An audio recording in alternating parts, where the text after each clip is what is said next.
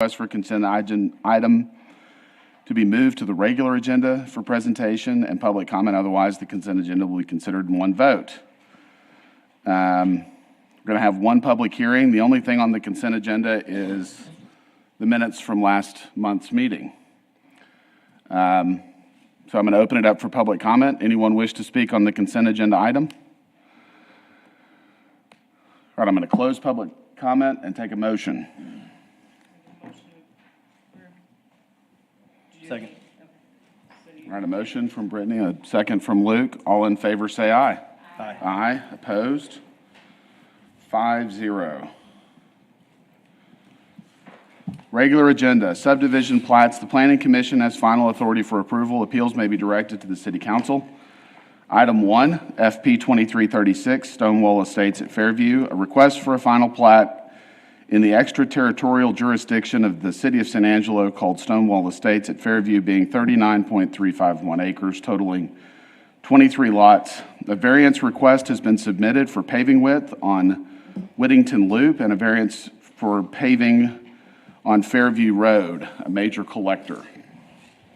Good morning, Planning Commission. Aaron Benoit, Assistant Director of Planning and Development Services.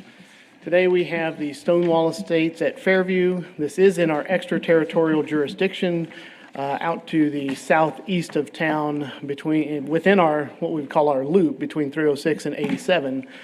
This is to create 23 rural residential lots. The vision plan, which does kind of underwrite the area out there, does describe this area as rural, and so rural development for rural homes. And it does front on Fairview School Road as a major collector, and there is a loop within the subdivision proposed as Whittington Loop. So here are a couple of these. I'm going to go back to this one here. This is the western end of where it will start. And again, the visuals are well, it's farmland. Grew up in farmland, so to me it's pretty, but for some it may not be. But it's flat. It's hard to distinct different landmarks, but I do know that the applicant's representative is here. If you do notice at the very back of this picture, right back here, that is the new wall volunteer fire department structure that faces 87. So that's about where 87 is back there. I'm standing on Fairview Road here at this corner, just looking there. And then the next couple of images are the one on the left side. That is the right or the southern right-of-way. So that is the frontage of where these lots will front on. The one on the left or on the right side of the screen, that is the north side of Fairview Road. So going out and measuring the distance between the edge of road and to the telephone pole is about 10.5 feet. And so I think that's significant in consequence to the variance request for this southern part of the road. I should have measured the north side. I didn't, but we do have, and I'll show on the plat in just a moment, there actually is 60 foot of right-of-way for this right-of-way. So on this shot right here, again, this is just the overhead. If you can see right here, this little notch out, right here is where Wall Fire Department structure is, and then it comes through. And I'm going to just go down here, and there's one residential structure already that will remain, and then it comes down here and stops at this residential structure. So as I turn off that zoom in, you can see the distance there. Now I don't recall the exact distance, but I want to say close to 2,200 linear feet. They do have a looped road in there that breaks that block length up, and they will have some lots that will front on Fairview School Road. So again, here's that plat. You can see down there in the lower left, that's where the View Fire Department is. Then you kind of see the notch on track 3. You see the looped road in there and the existing structures there right off of Fairview School Road. And then it goes down to the east and stops at that next residential property. Here's our master thoroughfare plan. Before we start looking at all the different colors, I want you to look at the 2 red flags. The red flag on the left of the screen is correct. The red flag on the right of the screen is too far to the east. It should be right here at this property here. Okay.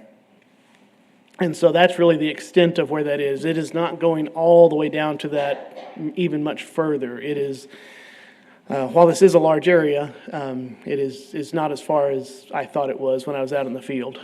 So, again, 87 is there to the south. You can see that in the major arterial, and it is a future freeway. That is the direct north-south road is Loop 306. And then the purple that comes in an angle, that is South Chadbourn. And then, of course, Fairview School Road is the blue line that goes across there. If I were to expand this out, say another quarter mile on either side, you would see that that Fairview School Road actually comes to two terminuses. It does not keep going. It turns into other roads and goes north and south. So the variance, we'll start with Fairview School Road. The existing pavement is around 22 feet. The applicant proposes to add an additional 8 feet to the south for a total of 30 feet with a 2-course surface treatment. The minimum standard for a major collector is 36 feet in width, so they're asking for a 6-foot variance. The city staff at this time believe, and the applicant believes, that the variance is reasonable due to Fairview School Road currently functions as more of a minor collector, although it is a major collector. That's how it's designated. The volume of traffic does not necessarily meet a major collector as of yet. Now, that doesn't mean in the future it doesn't, and I know that's our concern. Again, this will just have 23 residential lots that will funnel to the arterials, either down onto 87 or onto Chadbourn, just depending on where they're going, whether they're going to the school district or you're going to work or into town. Adding the 8-foot does widen the road, and the wide array is large enough, and it does have, since there's not a lot of obstructions out there right now, there is a lot of clear sight for visibility when you're turning on and off the road. So that is the variance for Fairview School Road. The next one is on for the Whittington Loop. This is a proposed new roadway. The minimum standards are 50 foot of right-of-way and 40 foot of paving. The applicant is proposing the 50 foot of right-of-way, and they're proposing a 30 foot of paving, which is 4 feet more than what our standard minimum is if the road was existing.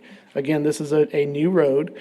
County roads that we've measured out in that area are anywhere from the 20 to 26 in width, and talking with the county commissioner, and he said that's mainly for maintenance purposes. Again, our subdivision ordinance here does have the responsibility to look at that and see how that, what standards are in place. Again, we believe this variance is reasonable for the looped road in Whittington Loop. It does have the right-of-way being dedicated. It is large lot configuration, primarily due to septic systems and water availability, whether that's rural water or well water. If they were to do future development, say they split those larger lots in two, go from a 1.5 acre to 2 3/4 acres for whatever reason, that at that time we at the Planning Commission would have the ability to say we need to add additional paving. So I just wanted to point that out. So here's staff's recommendation.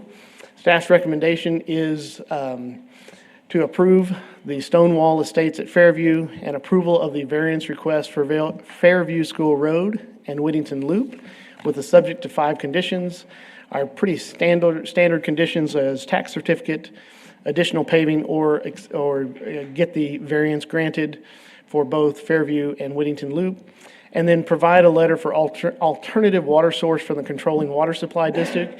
If they chose not to go with the water supply district, they would just get something from the local environmental health group saying that they could have well water.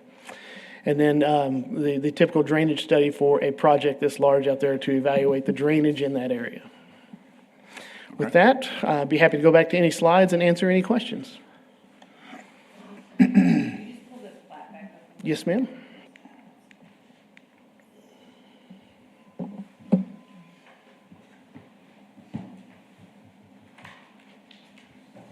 Thank you. And I do just want to remind everyone, back in March of 2022, we did redo our standards for streets and right-of-ways based on new versus existing. In this case, excuse me, In this case, Fairview School Road actually has more right-of-way than what would be required for an existing major collector. Now, only by 3 feet, but still it has more. It is really the paving width that is, how do we get to 36 feet for the entire road, a certain amount on the south side and a certain amount on the north side. It looks like the lots are all over an acre. Is that correct? Yes, it is. And they're going to have septic? Yes, there's no wastewater system out there, and so they will have to work with the county to get septic permits for each lot. Okay. I'm going to open it up in just a second. Sorry, excuse me. Does anyone else have questions for the staff? Okay. We're going to open it up for public comment. Do I come up here? My first time here commenting. Yes, ma'am. If you don't mind coming up to the podium, stating your name and address or single member district. Okay. I don't know my single member district. Jackie Chestnut. I'm a local engineer, JCR Engineering, and Texas Hayfeeders Incorporated, and I live in Knickerbocker, Texas, but this is my primary place where I've done business and where my office was for years. Yes, ma'am. And still do my incorporation out of. So my question is, and I was on planning and zoning in Round Rock, Texas years ago in planning and the development review, and I've been in this city for 35 years, came to work for Johnson & Johnson, so I have lots of interest in this city and what we're doing here and in the planning of it because it appears we've got some issues. So my questions on this for the variance is, and I live out off of a county road, on Wynn Road in Knickerbocker off 2335, and I used to live, I believe this is by Long Haven Cemetery. Is that not correct? Right? I think that is off of Right. Cadburn, And which is It's further considerably north. south. Correct, and I lived on Butterfly over in Harvest Acres when I first moved here. And I live in an area where, and we're moving now to improve the roads and all in this area. So my question is, why are we doing a variance to not go ahead and do the 36 feet? Why are we doing the 30 feet? Is it a cost issue or whatever? Because we know what's going to happen, and we know in this community where you're building, and we're talking about that's got, it's going to happen, and we've Yes, got ma'am. a fire station and all that. So why are we doing a variance? Is it just because we don't want to spend the money? Because we know it's going to happen, and we Yes. know the city services are going to be required. And right now they're on septic and they're on well, and I've been there, and then all these things happen. So why not go ahead and prepare for that as part of planning? And so that's my question on that one: is why not go ahead and do it now if we're going to do it? Yes, ma'am. And not so. And then on the second one, we're doing a variance. What was the variance on it for? That's 40 feet to 30. Right, and 40 feet to 30, and let's go ahead and do 40 feet now, because I live on a county road that wasn't paved when I first moved there 25 years ago, and then they came in and paved it, and right now they're in the process of widening it, because just what's happened has happened out there as well, which is the traffic has increased, and that's also where they're bringing the 42-inch gas line through right now. Yes, ma'am. It's coming right down from my house, and so now we're coming through and doing all that. And so I've watched this process, and let's go ahead and admit it's going to happen and take care of it. So we the people driving the roads. So, Yes, ma'am. And we pay for the property, and we own the property, not anybody else, and so we should, yeah. So that's Okay. Thank you, Jackie.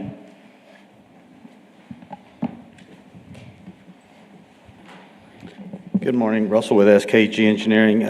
First, want to thank staff and Aaron and Sherry and Ray for working with us, meeting with us to kind of work through this. It took a few renditions to get to this part, to kind of work through some of the concerns and the input that the city had on this. So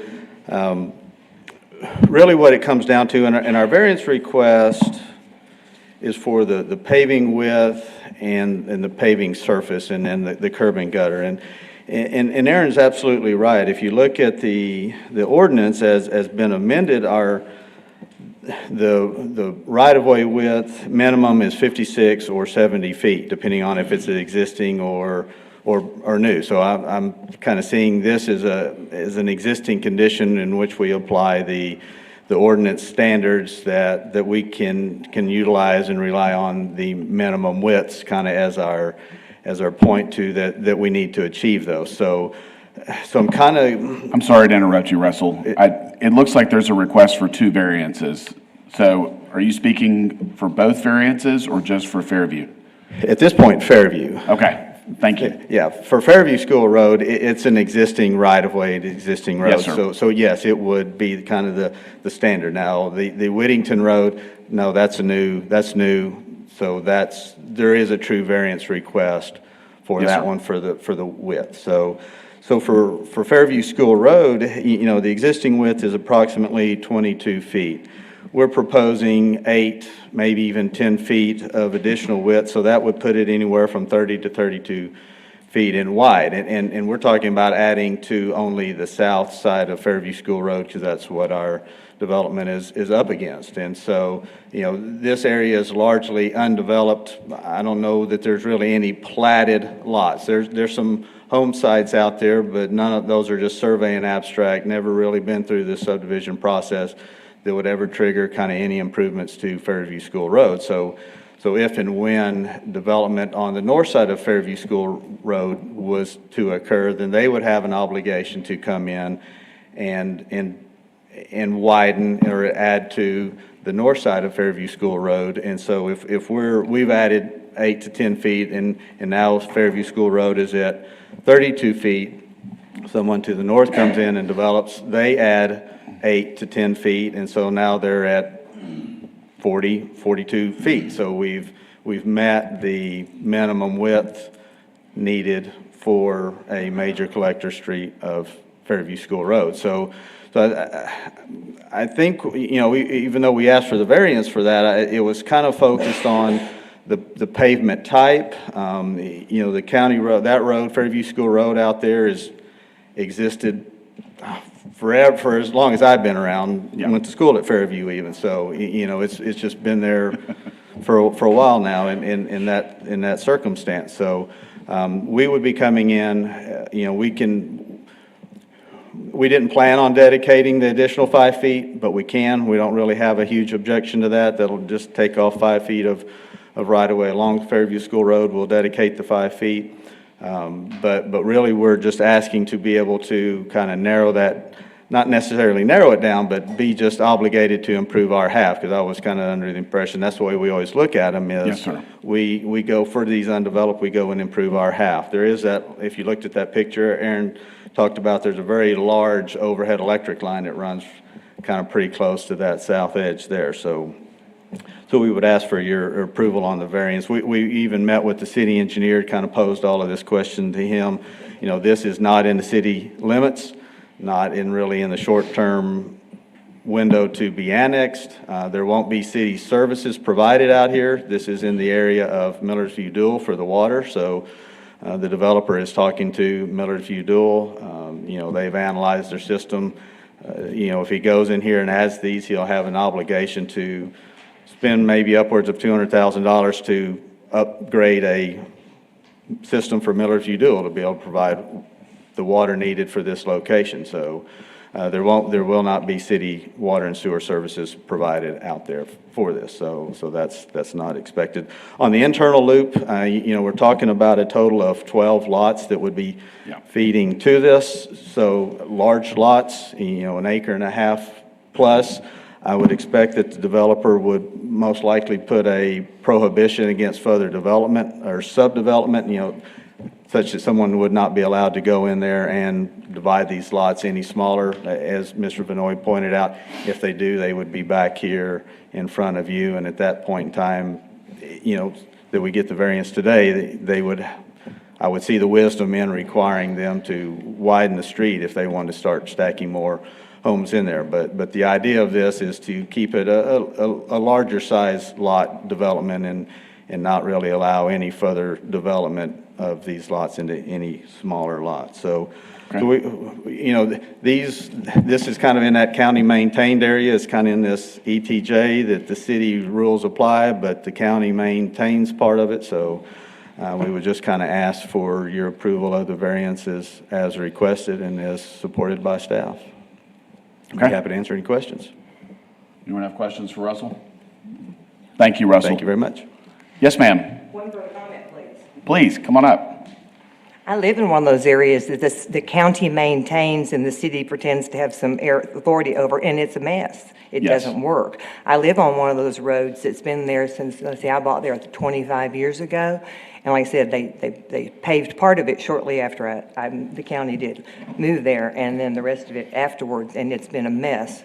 Yes, since ma'am. then. And so we got to think in the future. We got to not say that, because we know what's going to happen out here. This is going to turn and eventually have to be supplied by the city, because this is what happens. This is how cities grow, and this is what we do, because I lived through Round Rock and Yes, ma'am. Austin and all this stuff. And so that's why I don't like giving these variances up front, because you're not looking ahead. Yes, ma'am. And these people that own this property, that have their septics and all that stuff and provide their own water, and now if you're going to change all that, that also adds cost to all these people.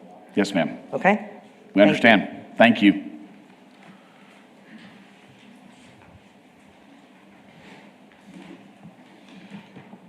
Good morning. Appreciate y'all being here. Good morning. I'm Doug Curry. I am the developer of Question. And to answer the young lady's question, it is definitely about cost. Oh, I know it is. Everything's about cost. If this variance is not, if this variance is not approved, then this project's dead. Because I've already got $200,000 to upgrade the McKeska pump station for Millersview Dual. Yes, sir. And, I've developed in town, well, in Bentwood, I can get 3 lots per acre. Out here, you gotta have at least a half acre, and I don't like half acre lots. I was hoping to provide something with a little more acreage. But the reality is, once you have to expand Fairview School Road for $200,000, and then if I don't get a variance, it's more than that, and a $200,000 pump station, I got some other property down the road that'll work a whole lot better. Yes, sir. But I like the location of this, and was willing to give it a shot. I don't think it'll be annexed till many years after I'm buried in paint rock. Right. I just don't think it's something gonna happen very quick by any stretch of the imagination. And I was driving out there coming back from the ranch the other day, down the loop, and there wasn't a single car going down Fairway School Road. Right. It's not gonna be used because you can use the loop. There's no reason to go over there and drive. I mean, it's just there. But I'd like to do this project. I think it'd be beneficial for Tom Green County and the city, but when you get an extra $450,000 in costs that you weren't expecting, Yes, sir. it makes you think, well, maybe this is not what I ought to be doing. But I'd sure appreciate you considering it. Okay. Thank you. Thank you, sir. I get it. Anyone else wish to speak on this case? All right, I'm going to close public comment. So it looks like there are 2 variances requested, so I guess I'm going to share my opinion on the variances. The Whittington Loop, there's only 12 lots that are accessed by it, so I'm not as concerned about granting a variance, provided that the fire department's okay with it, which I'm assuming they are if you're supporting that variance. Fairview, could you go back to the aerial map, please, Aaron?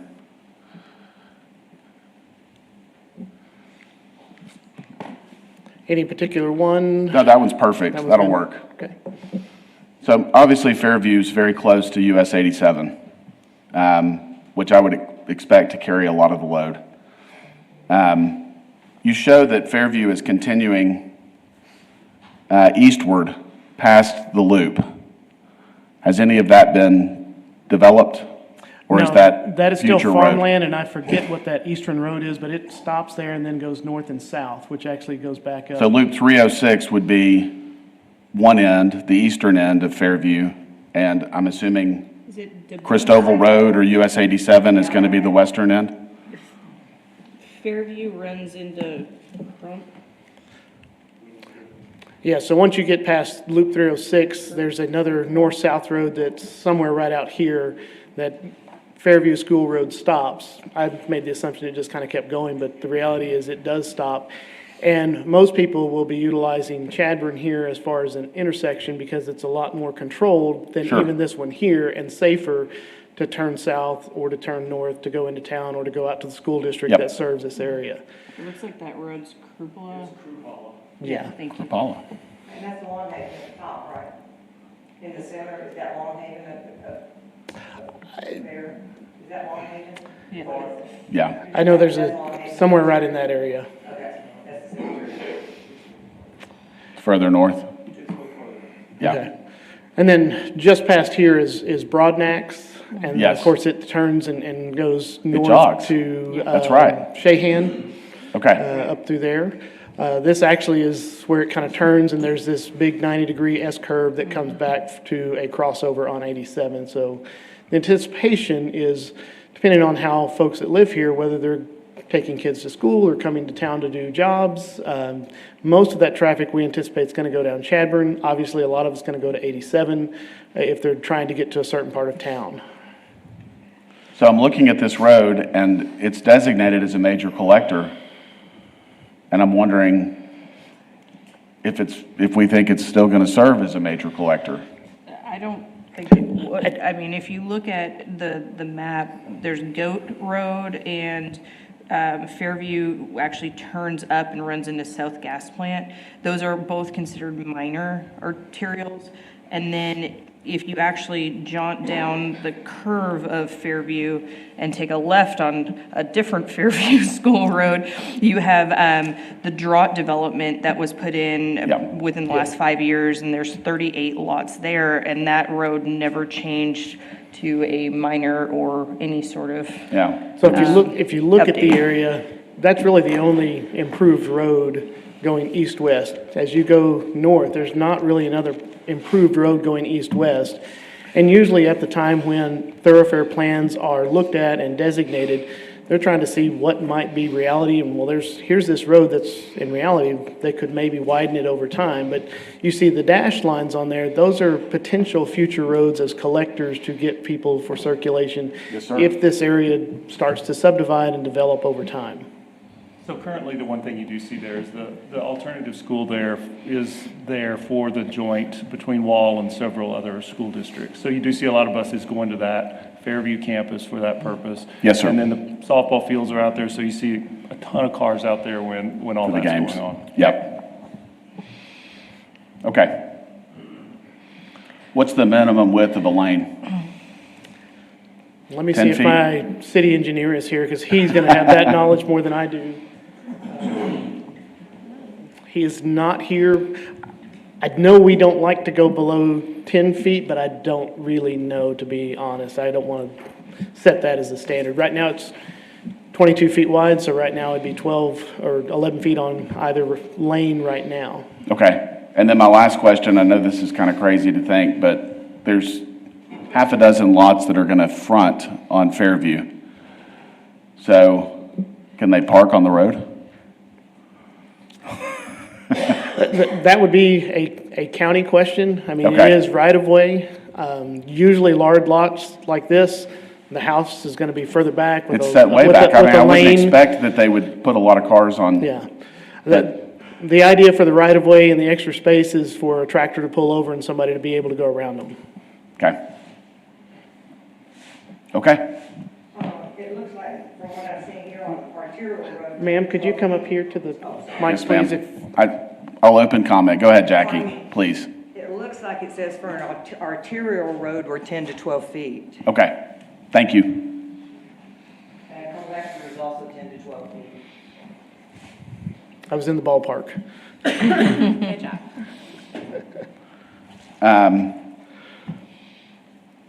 So an existing road that's 22 feet wide and a proposed variance of 8 feet gets us 30 feet of width along this stretch. That might be adequate for 3 lanes is kind of what I'm thinking here. I'm going to open up public comment for Mr. Gully. Go ahead. You know, and if 8 feet seems marginal, 10 feet, 11 Yeah. feet, just kind of something in there in the Yes, sir. compromise. So if 8 feet seems minimal, I think 10 or 11 feet, that would be helpful for what Okay. we're doing there. Thank you. Thank you. Don't we typically, in a situation like this with new or replat, don't we typically have the developer be responsible for their incremental half of the road? Yes, that is correct. But Because in the this case, anticipation is the north side may develop at some point, they would come in and do their incremental half. So in which case, I guess, if we're adding 8 to 10 feet on this side, obviously, expanding it another 10 feet on the other side, then Yeah. we're a lot closer to where That's where we need to be. you would Yeah. want to be to handle additional traffic from additional lots going in, right? I mean, Yes. And this being a county-maintained road, as far as how they stripe or not stripe, Yeah. I mean, there's no stripes out there now. I don't anticipate them putting any stripes on the roadway. Whoops, sorry about that. But if you're driving here and you've got a farmer that's driving down to his field and you want to be able to get around, you want to have enough room, Yeah. as well as folks that are pulling out onto the road to pull out safely. Okay. Anyone else have thoughts they want to share or make a motion? Can you, I'm going to move forward with making a motion to approve as presented, granting both variances. Okay, so we have a motion to approve with an 8-foot variance on, or an 8-foot paving requirement on Fairview and a 30-foot paving requirement on Whittington Loop, as the staff has recommended. Correct. Okay? Second. And a second. Okay. We have a motion and a second. All in favor, say aye. Aye. Aye. Opposed? Travis, I just have to abstain. Okay, so we have 4 in favor and 1 abstain.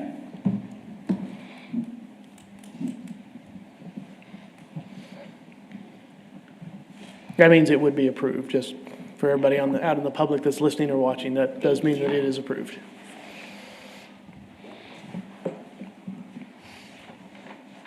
Okay. Next case, RP 2337. Leal subdivision, Section 2, request for residential replat to Leal subdivision, Section 2, combining 6 RS1 of the Exall addition, Block 31, lots 1 through 6, into zoning lots in RS1 being lot being .961 acres, renamed Leal subdivision, Section 2. Didn't make a lot of sense, but. All right. So this is a combining of lots, so that is a subdivision under our ordinance. It is going to be the Leal Addition Section 2, and I'll show you the reasoning behind that in just a few moments, as they actually own property to the north and have a preliminary plat and some final platted areas there. This is inside our city limits. It's SMD number 4, Mrs. Lucy Gonzalez. The neighborhood plan is very interesting right there on Armstrong. Everything to the right is Paul Ann, which I was very surprised, but that's still considered Paul Ann neighborhood. It is zoned RS family, or RS1 single family. So you can see the red outline here. This is a very old plat here to the south called the Exall Addition. Goes all the way down to Main Street and 19th. And there were 6 lots that were platted. And let me move this forward. You can see all these individual residential lots that were platted way back in the, I want to say in the early teens. The property owner owns all 6 of those lots, and they currently have a home there that faces Armstrong and access to Armstrong. And so that's why this is kind of turned, just so you can get the orientation that to the top is north, west is across Armstrong, and east is back towards Holcomb Street. You do notice on this one that there is nothing up there that shows a 24th Street, and I'll get to that in just a moment, but just to give you the reference point. So here is the preliminary plat that's to the north, which is the Leal preliminary plat. They have lot 1, 2, and 3, and you can see lot 2 is a large lot behind those that front Armstrong, but they do have about a 62 or 64 foot flag that comes in there to hit Armstrong. That was approved back in 2022 here at the Planning Commission. At that time, there was a 40-foot access easement for anyone that needed to access those lots that fronted that area. And so, as you'll see, one of the notes that we have, as that's not in the same plat, it has a preliminary plat that's controlling for that area. We anticipate that that will become 24th Street somewhere in the future. And so that's why the access easement was required back then.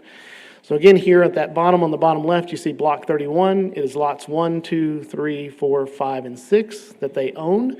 They will be facing Armstrong. So the question becomes, what happens to lots 7 and 8? 7 and 8 actually have a home on them already joining them together, and they have access on Holcomb Street. So all of those lots do have direct and abutting access to a public right-of-way. Okay.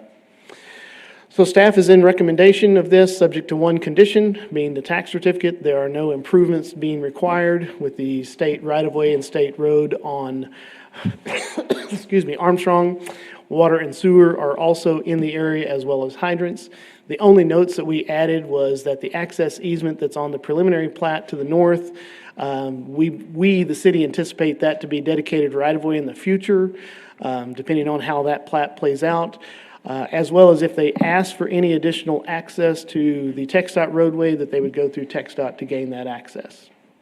We did receive 2 letters on Friday in support of this. It is a residential replat, so we do make notice, and we did get 2 letters in support and none against. Okay. With that, I'll answer any questions.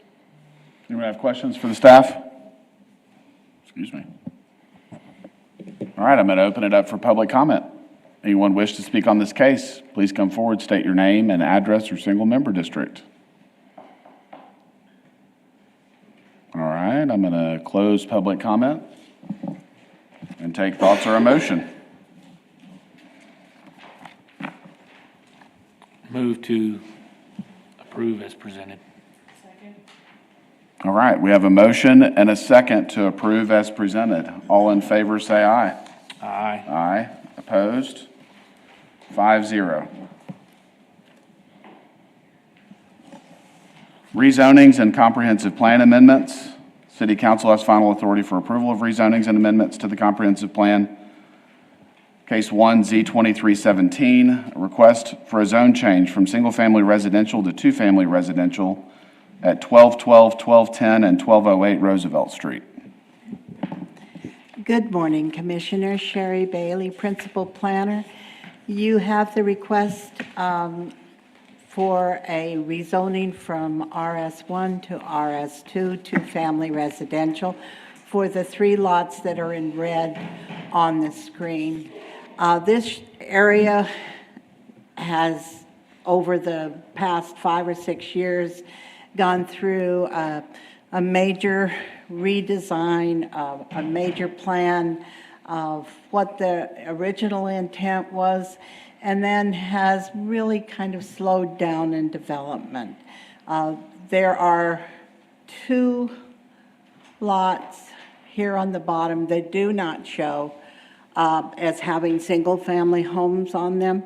They do have homes. What was originally intended was to move the 2 homes from the Baptist, I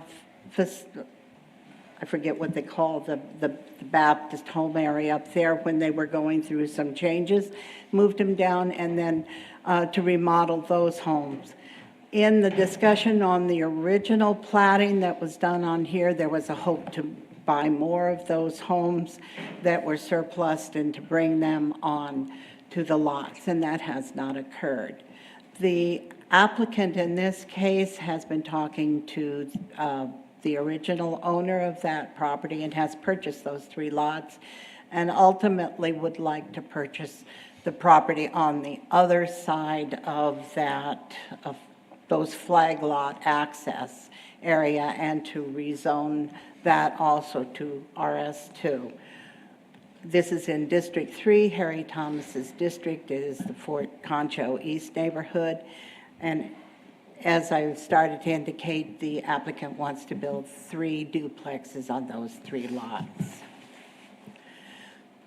We did notify, I sent out 17 notices.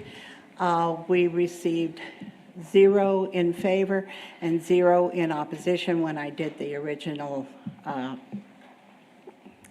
slide for this presentation. Since then, I have talked to the property owner on this lot, who has a single-family home there, and he is in protest, does not like the idea of going to 2 family residences instead of the original single-family, as was indicated when he first bought. The zoning around there is an interesting mix in that it is single-family to the east and to the north, although there has not been any development to the immediate north because both water and sewer are difficult to extend into that area. There's low-rise multifamily to the west.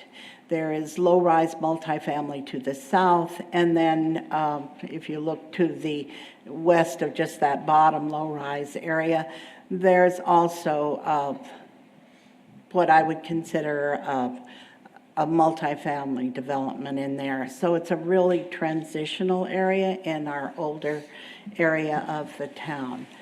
And in looking at it from a planning standpoint, we have often said, when we're looking at future development in an area, that single-family and two-family are often equated as the smaller development, less of a multifamily designation. So in evaluating this, we looked at both the vision plan and the city policies that have occurred in the past. We think that this is consistent with both the vision plan and city policies. The proposal is consistent with the zoning ordinance in our interpretation of how single-family and two-family have been used across the city. The requested zoning is compatible with the surrounding area in the fact that this is an older area of town and it does have a myriad of different zonings within that larger area. The changing conditions in this case is the need for duplex housing in the area. There has not been a real interest on building the single-family homes there, but duplexes, there is a great deal of interest and it does meet a need. We believe there are no additional environmental effects. We believe that affordable housing is an ever-present need, and that is what the intent is for this property. And this housing is part of a logical and orderly pattern of development. And so with that, staff is recommending approval of the request to rezone from single-family residential to two-family residential for this property. Are there any questions? Anyone have questions?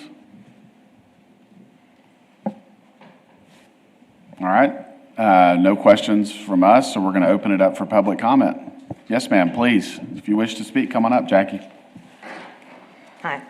The question on this is, I understand, and this is the way cities move, and we move the single-family residentials to multi, and then multifamily, and then commercial, and all this stuff.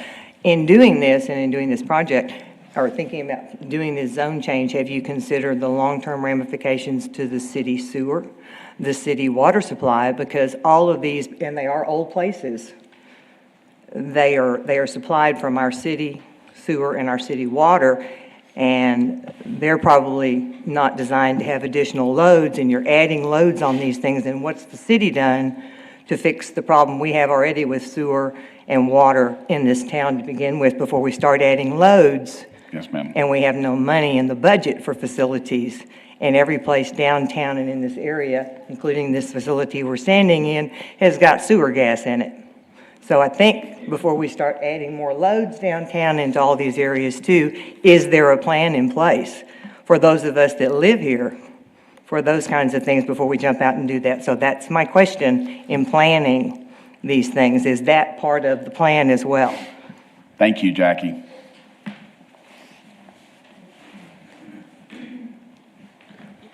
Russell with SKG. I had worked with Ms. Denny on the original development in this area. There is a new sewer main that kind of runs to serve this that's tied to existing sewer mains.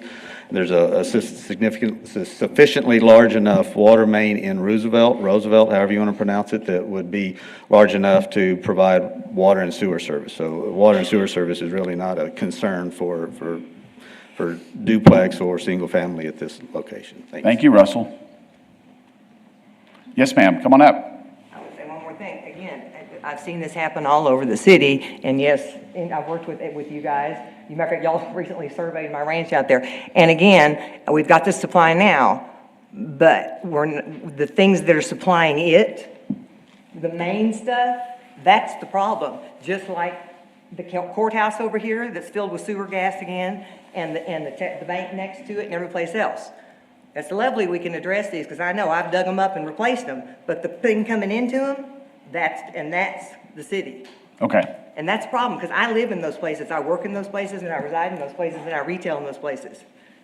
Okay? So I just want to know if that's being addressed. It's, like I said, where? Understand? Good morning. Thank you for your time this morning. I appreciate it. My name is Miss Elisa Denny. I live at 1010 Roosevelt, property adjacent to this property. Yes, ma'am. Let me bring you up to speed real quickly. When I began this development, it was a vision. I worked with Sherry and Aaron and Russell very closely. I now own 12 congruent acres right there. I have to tell you, the people that I live next door to in Bentwood said, you can't move over there. It's across from the projects. So I want to make it clear that where it says Benedict, and that tan area down the bottom, 1180, that goes on to 1187, that is Section 8 subsidized housing. Yeah. Okay, it's right across the street from my $450,000 house, right? Then you have on the opposite end, 1301 and 1317 is another subsidized Section 8 senior housing, right? I'm across the street, literally, from the projects. I took a risk when I bought that property. And I will tell you that there was no water and sewer available to those 2.25 acres that you see circled in green. I took it upon myself to run a water main and a sewer main and provide to all of those lots with the great vision that I was going to create Rio Rancho. And I've done a pretty good job. I've built 3 houses. The gentleman that you saw here earlier that was talking about the proposed splits and what have you, he purchased a lot from me and also built a new $350,000 home adjacent to this. I need you guys to help me get this done. It's a private road. I'm not asking you for a penny, okay? I've met with this young man. He's a beautiful builder. He's going to show you tons of examples of beautiful homes that he's built. He is willing to pay to finish the road, right? He can only get investors if we make this 2-family change. It's what I have to do, right? Otherwise, it sits vacant. To my knowledge, that acre that we're in discussion about was vacant for maybe 20, 30 years, paying minimal tax. What I'm proposing to you here today is that we make an income opportunity for the city. And guess what? Our first customer already teed up, the base. They're all over it. We want base housing. So I fall upon the mercy of the court. Thank you. Thank you. There's another gentleman coming up, please. I just wanted to pass through. See the duplex.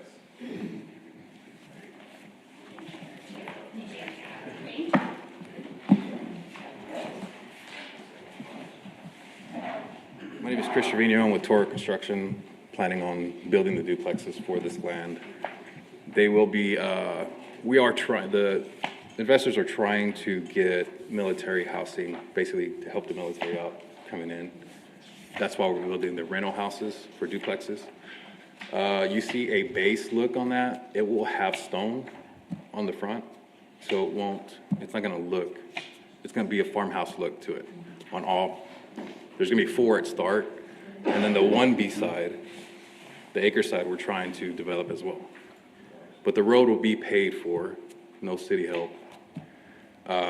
That's why we're trying to get it to RS2, so we can bring something and fill those vacant lots up and kind of get, make it look pretty on the low end side of Sure. what we're trying to do.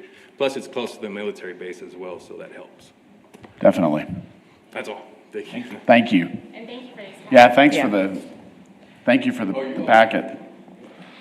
Okay. Chairman Stribling, just to clarify for everyone, that property was platted. It did have an access road, if you will. Yes. Road's really not the word. It's really a driveway that goes to those lots. Yes. And so through their development, they add some more width as they add houses towards the back. So they're aware of that. They're willing to do that through their private development. And so we just want everybody to understand that that's actually part of the private developer that will be doing that.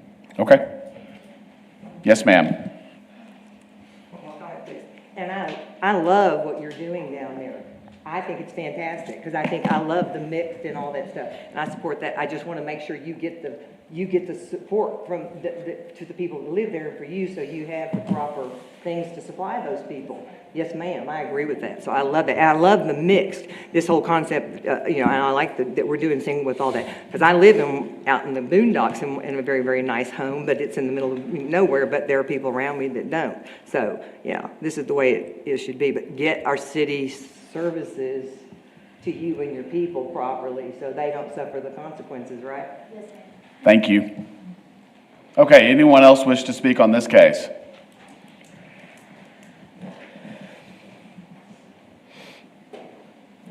Good morning, my name is David Holman. I'm at 1214 Roosevelt, that front lot. I'm the one who protested, and also Yes, sir. Ms. Grace Nunez lives on the other side. She's down here as well. What we're wondering, with duplexes going in, the lack of pride of ownership and people that take care of their stuff, which comes along with renters, what guarantees will we have that they will be military, and is there any? Also, if they, I talked to Mr. Chris yesterday, he said that if they don't put the duplexes there, that they're gonna bring in tiny homes and try and resection that for HUD or Section 8 or as well. When I bought the house, as well as Miss Grace, Elisa sold us this big idea. I was actually the project manager on that house for her, on the house that I bought from her. And she sold us this big idea, we're gonna build a nice street, there's gonna be nice pillars on each side of the road, and we're gonna build these houses back here. Now, since then, I believe she's been over leveraged and can't do it financially, and I understand that, you know what I mean? But if you do vote against the multifamily, the two-family, and it stays single-family, what would there have to be another hearing for them to move tiny homes or resection that for HUD or Section 8? I think I can answer several of these questions. Okay. So the first question about renters and military, we have no, and the city really has no authority to prevent these from being rental properties, whether they're single family or duplex. No matter how we zone them, there's no really control that we have over preventing these properties from being rental properties. If they're tiny homes, what we're looking at the lots, we're looking at this tract of land and how many lots it's being subdivided into. So in this case, there are 3 lots today. There are 3 lots, whether they're requesting to change the zoning, but the lot number doesn't change. So if it's tiny homes, the minimum lot size is 5,000 feet, I believe, for single family. That is correct. So the most that they could subdivide it would be 5,000 feet into the acreage that we're looking at here. I think they said it's about an acre. So with frontage and everything, that's maybe 7 or 8 homes, if I were to guess, that would be potentially platted back here. But again, that would have to come through us. That would be a replat process, and we'd have to review and approve it. So does that help answer your questions? Yeah, a little bit. So it would have to come back in front of you. Yes, sir. And Unless they wanted to put 3 tiny homes on the 3 lots that they've got. Yeah. And that would be permitted. So what I'm afraid of is that I'm gonna lose equity. I'm gonna, you know what I mean? I've took a lot of money. I've put sod in. I've taken care of my house. Sure. And I don't want to lose any equity. We were sold on this big dream that she had, and I've seen the plot with the 7 houses around it, including the ones that are not divided yet on the other side. And so, that's where I'm coming from. And Sure. so I'm just trying to figure out what's going to be the best for me and my family and me financially as well, because, it all boils down to money in the end anyways, no matter if it's for y'all or for me Sure. or for them, you know what I mean? And so, Well, I can't- or whatever, so. I don't think any of us could that's speak what- definitively about the impact that this might have on your property. But historically speaking, I think new construction is usually beneficial. Yeah. It usually helps the surrounding property owners. It shows that there's interest in expanding and improving that area. So And so. I would be inclined to say that new construction would help you. Yeah, and, you know, she said it's become stagnant and stuff, but Concho Valley Homes, Zane, has built 2 new houses on the other side. And Mr. Curry and Mr. Hill have built a new house at 331. So it's not like if they don't build these duplexes, people are Nothing's not going to gonna build happen. there. Right. Stuff is already happening there. Yes, sir. You know, and so, and they're not tiny homes, and I believe Zane's are 280, and his is gonna, at 331 is gonna be 240 to 260 or something like that. So they're not, you know, multifamily, and they're not like real cheap houses. They're decent sized houses and being built around. So, you know, there's no telling how long that might stay stagnant for. If the investors have already paid for it, now that's on them. You know what I mean? But they can resell the lots. They can do other things. So, Okay. I just wanted to bring that point to y'all as well. So, Thank you. thank you. Sir. Appreciate it. Anyone else wish to speak on this case? All right, I'm going to close public comment and take thoughts or a motion. I'll make a few thoughts if you don't mind. Sure. So, so that area is a infill development area. There's a lot of incentives going on right now for buyers in that neighborhood. There is considerable amount of new construction, which will also help improve some of the existing homes that were built in the 40s through the 60s that have dilapidated to an extent over the years in that area. Having that mixed use is huge. So as far as the gentleman that just approached us, part of the development aspect is for that property owner to get water and sewer back to those 3 lots. That's a considerable expense. So when you go from maybe paying $15,000 a lot, you now are increasing your cost by putting your water and sewer in. So that may make those lots $35,000 to $40,000. So for that developer to turn around and have to put those back up on the market because they wouldn't be able to capitalize on it, there's not somebody else that typically will come and pay that much money at this point in time. So just to kind of, hopefully that made a little bit more sense for him. If you go a little further down there and cross over the river, there's new quadplexes going up over there. So that is a very developing area right now. You've got the river access, you've got the walking trails, all of those things. You've got Shannon really developing. So the need for some nicer rentals is definitely apparent there. You know, you're about 6 miles or so from Goodfellow. So I think that with all of those things considered, having the ability to have some multifamily in there is definitely a huge bonus. You know, the newer construction will, you know, over time increase property value because, again, it's turning that entire neighborhood, you know, and helping other people potentially redevelop as well. So I'm 100% in support of the project, with that being said. I don't think that the request for rezoning is unreasonable, given the proximity of multifamily immediately surrounding this location.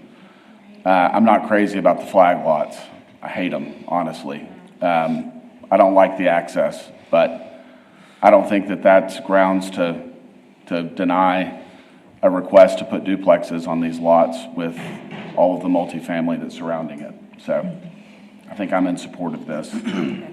Just Anyone want to make a motion? Sorry, just another quick point. If the applicant, let's just say, did not get approval on this and did come back seeking, you know, tiny homes, as you mentioned, based on the square footage of the 5,000 square foot lot size, your density would be considerably higher as well. You'd have 2 to potentially 10 homes versus 6. So, so I'll make a motion to approve as presented by staff. Okay, we have a motion and a second to approve as presented. All in favor, say aye. Aye. Aye. Opposed? It's 5-0. Okay, I'm going to jump down. I know we've got several short-term rental cases that are on the agenda that we're going to move through. But I think it might make sense for us to jump to the ordinance amendments. City Council has final authority for amendments to the zoning and subdivision ordinances.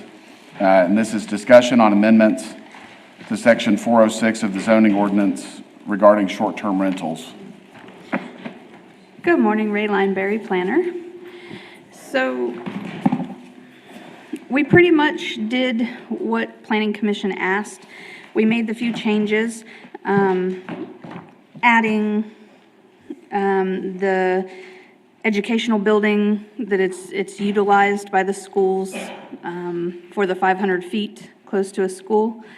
And we did, what was the other thing you guys asked for? The closest property line to closest property line. So we did add those. However, staff has been working and we came to the realization of something. So I'm going to bring up two new things to make sure we are interpreting it the way that you guys intended. So I'm gonna switch over to my other lovely map here. So what we realized is we have the 500 feet right now for RS 1, 2, and 3, which is what you guys suggested. We realized that that does not include R and E. And I'm going to give you an example. So right now, everything in green is not, or yellow, I guess, is not RS1 zoning. It is commercial, Or R and E. RS zoning. Single family, RS. Correct, I'm sorry. Okay. It is, everything in yellow is not RS. So if you notice right here, this is Butler Farm. Butler Farm is R and E. So with the way that we had it, we are saying that they would require conditional use, but they could have one within 500 feet of each other. So staff is going to suggest that we include R and E in the 500 feet. Thoughts on that from the board? Makes sense to me. It's residential zoning, and I think a lot of the objection and concern that's been raised by the public has been in subdivision areas. I think that's obviously the intent of the ordinance, it's just an oversight. Yep. Okay. So we will add it to be RS 1, 2, 3, and R and E. The other thing that staff noticed is at the very top, if you look at the ordinance that we gave you guys, it says that the general standards in all zoning districts. So staff would take that to mean that in all zoning districts, you would need a conditional use for a short-term rental. The way our discussion had been going, it kind of sounded like you only wanted the conditional use for residential for the RS 1, 2, 3, and R and E, not CBD, not commercial, anything like that. So staff is suggesting also that we change that line up there to say in residential R and E, RS 1, 2, and 3 zoning districts, these are required. Yes. Can I jump in just 1 sec? So the other part of this is we have a use table in section Yes. 313. And in that use table under STRs, it actually has the CBD as allowed by right. Yes. Wouldn't have to come for a conditional use. So that got us thinking about the other zoning districts where that should also maybe be allowed by right. So We've also got, within this broad category of non-residential zoning, we have hotels that are short-term rentals. I mean, that's the business. Yeah. So I don't think we ever intended to. I think that the conditional uses, in my mind, have always been within residential areas. right. Jackie, we'll get to you in just a minute. So in the amendments, like Ray was saying, under the general standards, I think we remove the in all zoning districts language. And then in that first A1, say unless allowed by right pursuant to the use table in section 313, then you'd have to come and get the conditional use. Okay, Yeah. So those are the two changes that we would like to make before we that we will present tomorrow to city council, as a discussion item. The rest, I don't know if you want to, kind of sum up all the changes we've made over these last few months. I think it would help probably just to refresh everyone's memory. This memo, I think, would be sufficient if you just kind of touched on, and if there are questions from the planning commission as we go through it, that might be. I think that we might be also do need to sufficient. clarify the planned development district as well.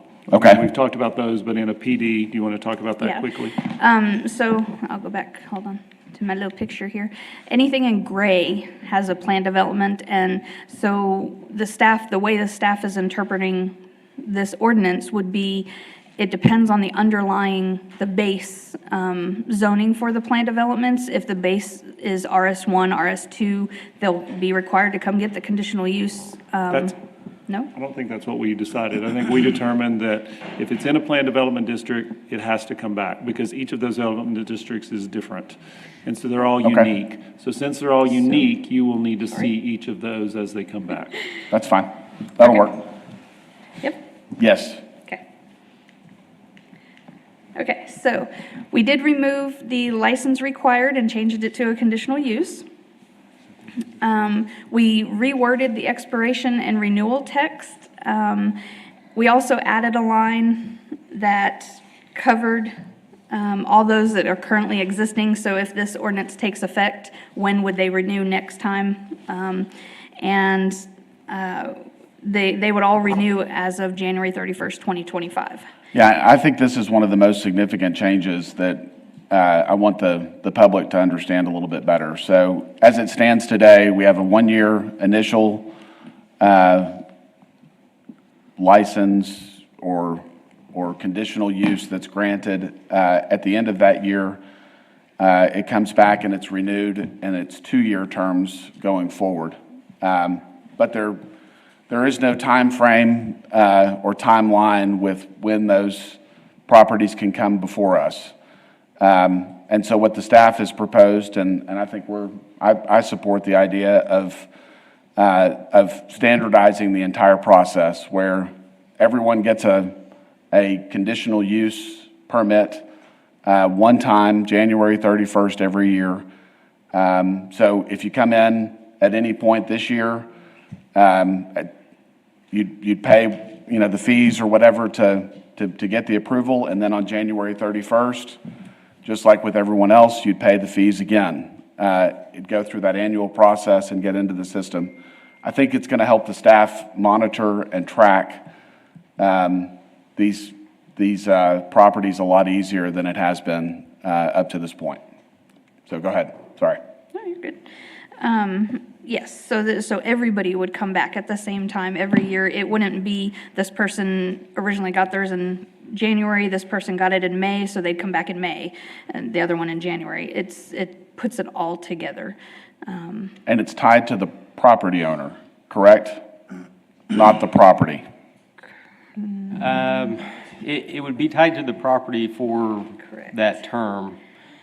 So like if a sale happened in the middle of the year or whatever, that new owner would get to continue the use until the next time it came up. But then, when it renewed, they would, of course, have to come give us all their information and change it over.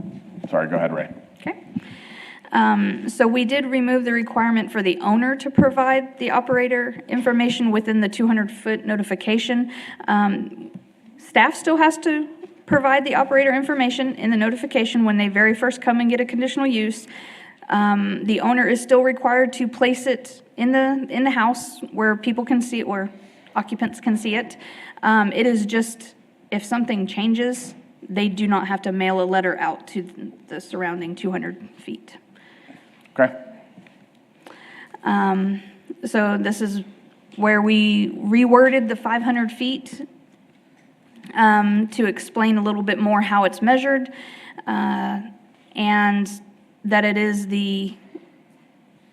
we did the 500 feet property line to property line for current STRs. We also did the 500 feet from a school, elementary and/or secondary public school. And again, like I said, we made it RS 1, 2, and 3 and R&E zoning. And we also made it not variable by ZBA, Zoning Board of Adjustments. I do want to also point out one more thing on this one. Staff, the way staff is going to measure to make sure you guys agree, if you see this little green area right here, okay? Let's say that that is commercial. They're allowed by right, the way that we're saying it. So there is no 500 feet. So let's say we do know that there is one practicing there. The 500 feet, let's say this residential house over here decided that they wanted to do an STR, the 500 feet will not include this green area. So that way they can still practice, or not practice, operate. That 500 foot of that one would not count. Is that the way you guys intended? Okay. Yes. Okay. So we also added and clarified the process and requirements for appeals. Right now, it's a 30-day appeal window.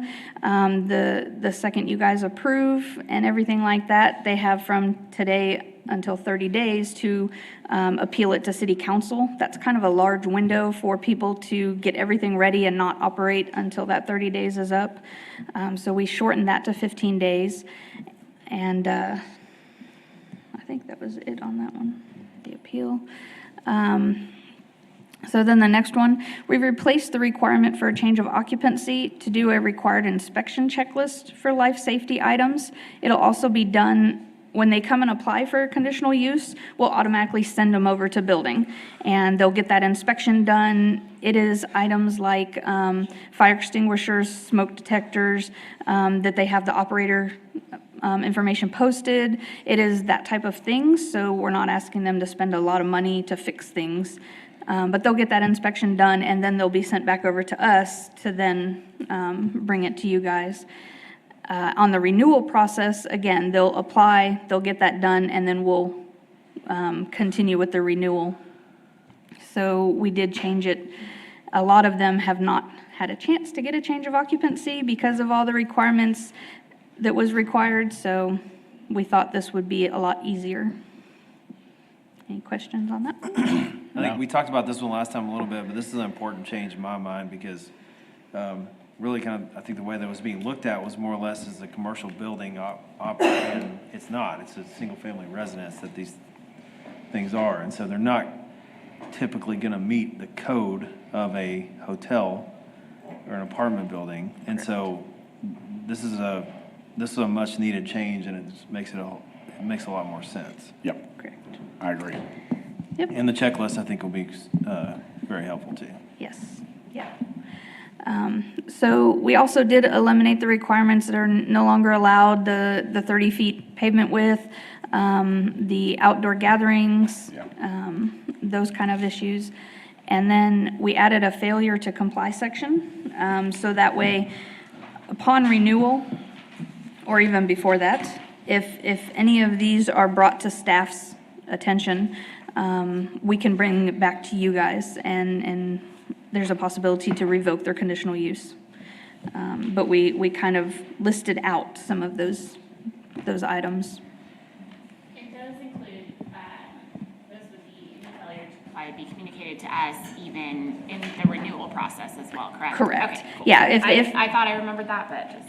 Yeah, during the renewal process, everything technically would be administrative unless they hit any of these items, Yes, issues. gotcha.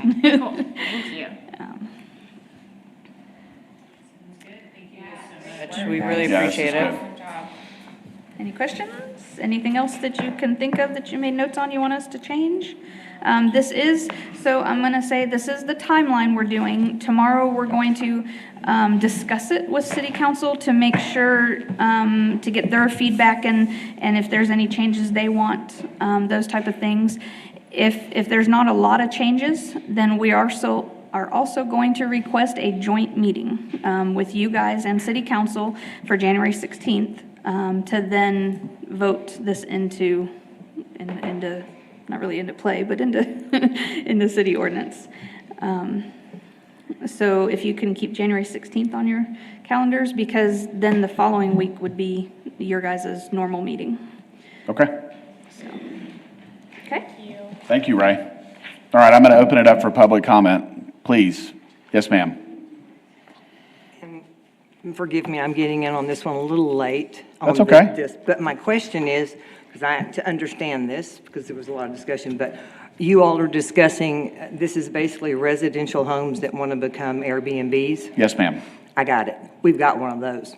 And what you're proposing is that now people are going to be required to come to you to get a license? No. To operate this? They've been required to come to us to get a conditional permit or a change of occupancy in order to operate a short-term rental in a residential area. Okay, but you're not going to require them to abide by code, but you're going to create a checklist that you hope they abide by code, like No, things ma'am. like fire extinguishers? No, the Occupancy, yeah. original ordinance required a change of occupancy. Mm-hmm. And the building department's interpretation of that change of occupancy was to evaluate the structures on a more commercial basis than residential. Right, because commercial has definitely different building requirements. Correct. Code And requirements. so the requirements were very cumbersome, very costly, and very difficult for operators to comply with.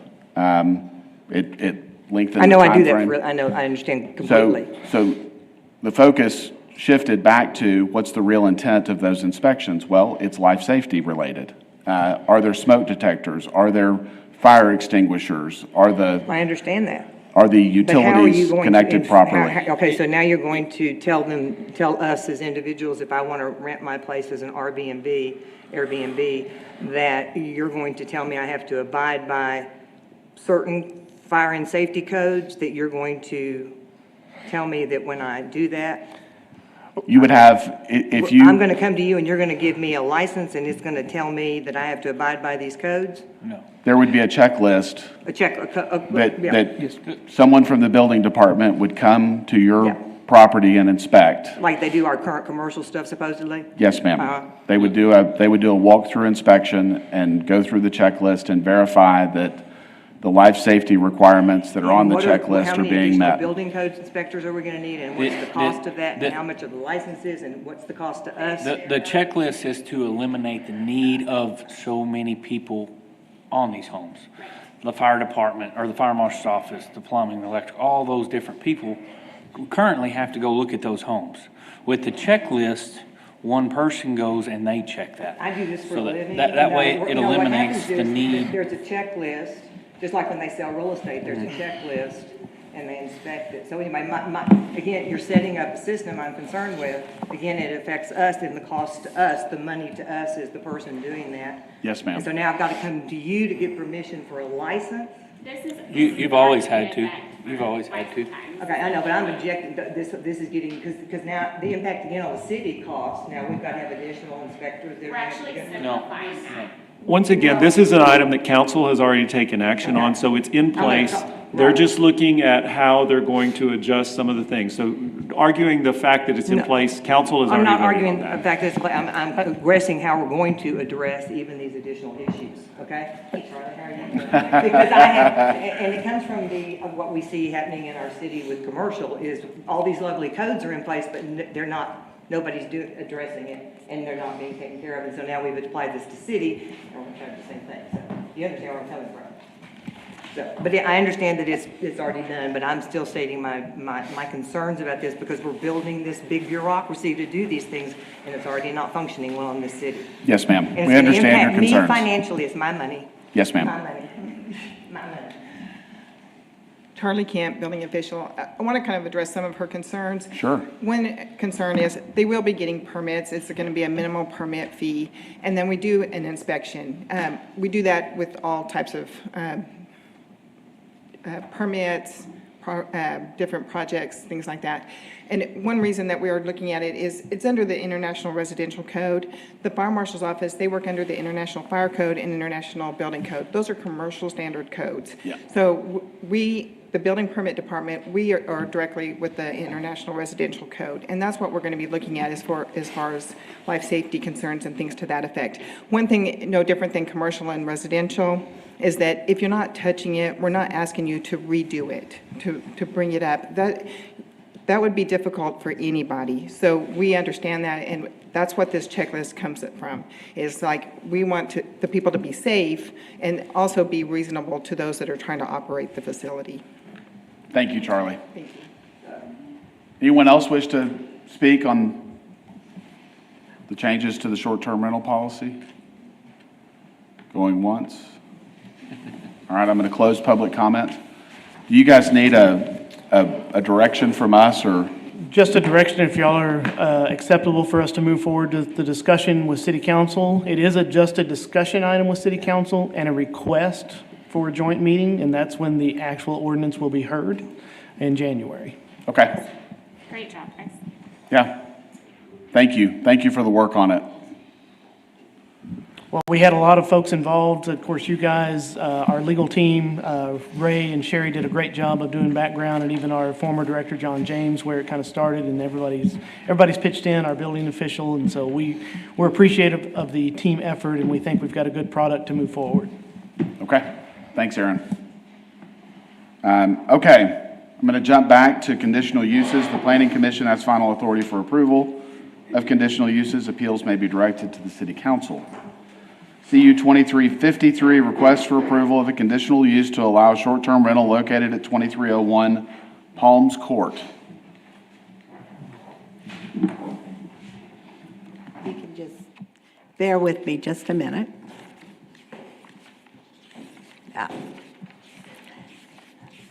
As you indicated, this is a request to allow a short-term rental at 2301 Palms Court. The zoning there is RS1. It is in District 1, Tommy Hebert's district, and it's in the Nasworthy neighborhood. It is also their first request for this piece of property. What we have taken to doing is, in each neighborhood, we give you an indication on what is already approved in that neighborhood, what has either expired and what has been denied. So there are 7 short-term rentals that are already approved in that area. Sherry, I am so sorry to interrupt you. Am I wrong? I got a little bit ahead of myself here. We were talking about the short-term rental ordinance, and there's a very important question that I wanted to ask the staff on the changes before we go forward. And it's regarding deed restrictions. So is it possible for us to put language in the short-term rental ordinance that says if there are deed restrictions that don't allow it, then there can't be applicants? It's possible, but I don't recommend you do that because there have been 2 Texas Supreme Court cases that have talked about deed restrictions, and not in the city enforcement side, but it was in an HOA context. And those cases looked at interpreting what the restriction said, and basically they were saying along the lines of, you can't have any commercial uses. Well, the court said that STRs are residential uses, and there was no restrictions on like minimum duration of leases. So if you have something like that in the ordinance, you're going to be interpreting restrictions, and I think that just opens us up for litigation. And restrictions are meant to be enforced by, like, if there is an HOA, the association itself, or as between private property owners. So I don't think the city even has standing to address that. But there is one ordinance provision that already exists that kind of addresses it, and it's outside the STR ordinance, but it is in the general provisions of our zoning ordinance. And I'll just read that here. So, wherever the requirements of this zoning ordinance are at variance with the requirements of any other lawfully adopted rules, regulations, or laws, the more restrictive or that imposing the higher standards shall govern. However, this zoning ordinance is not intended to supplant or replace private deed restrictions and covenants except where coincident with the provisions of this zoning ordinance and any other lawfully adopted rules, regulations, or laws.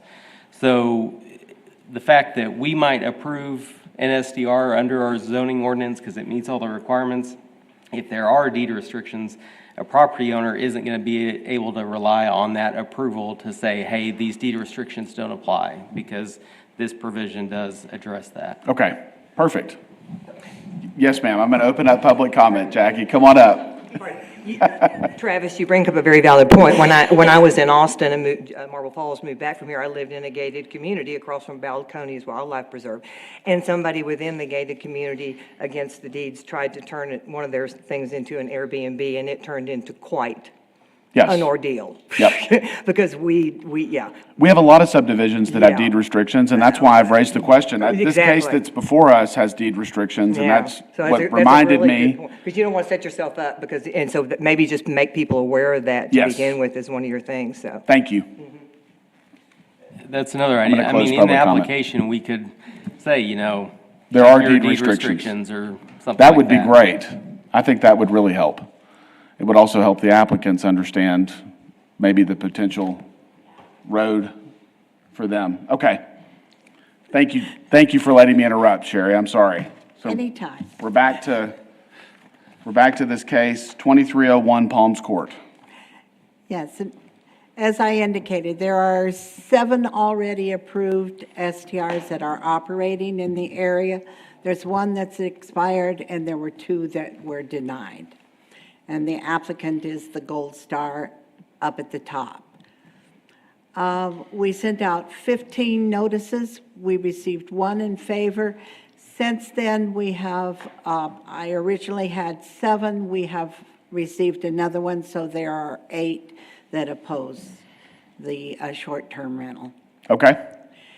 Staff is recommending denial of the conditional use to allow a short-term rental at 2301 Palms Court, since it has become apparent to us that the applicant seems to be already operating or advertising their address as a short-term rental without going through and receiving approval first and completing all of those requirements.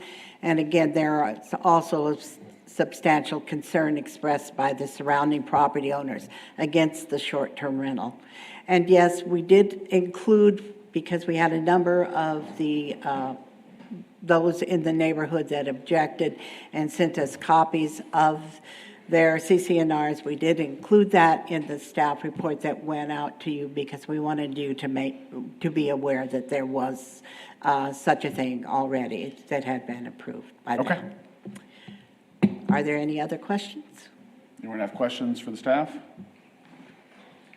Thank you, Sherry. I'm going to open it up for public comment. If you wish to speak on this case, please state your name and address or single member district.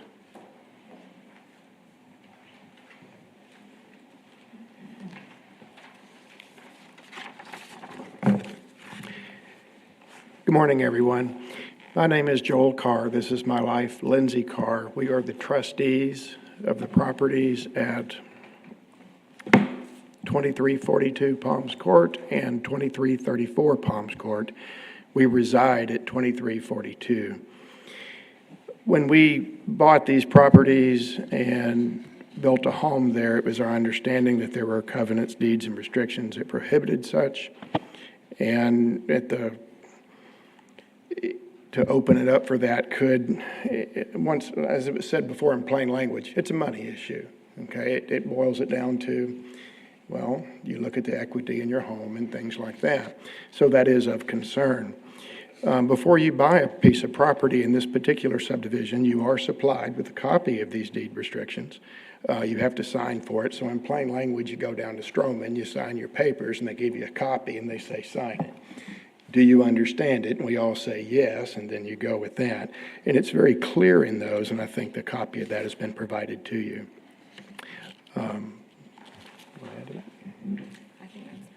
Okay, thank you. Thank you. Thank you. Thank you. All right, does anyone else wish to speak on this case?